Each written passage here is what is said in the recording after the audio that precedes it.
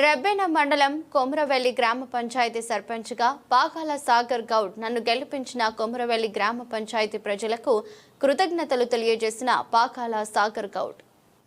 అందరికీ నమస్తే. నా పేరు పరకాల సాగర్ గౌడ్.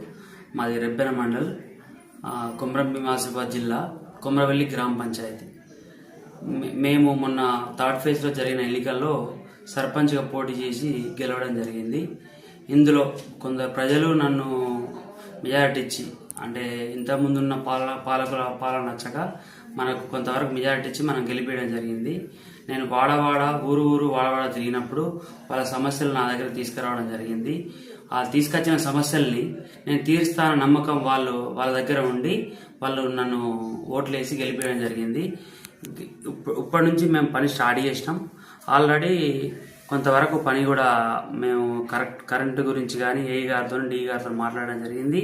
మేము రేపు క్రిస్మస్ హాలిడే ఎల్లుండి వెళ్ళి ఏఈ గారికి డి గారికి కలిసి మా కొమరవెల్లిలో ఉన్న కరెంటు ప్రాబ్లం గురించి కూడా చెప్పడం జరుగుతుంది.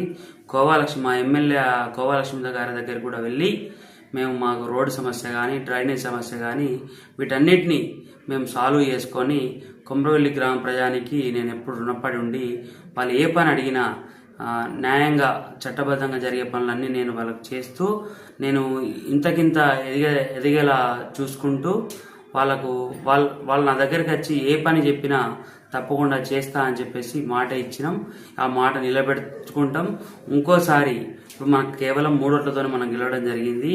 ఈ 300 ఓట్లుగా నేను ముందుకు వచ్చి నేను చెయ్యాలి. 300 ఓట్ల మెజార్టీ రావాలి నా కోరిక అది.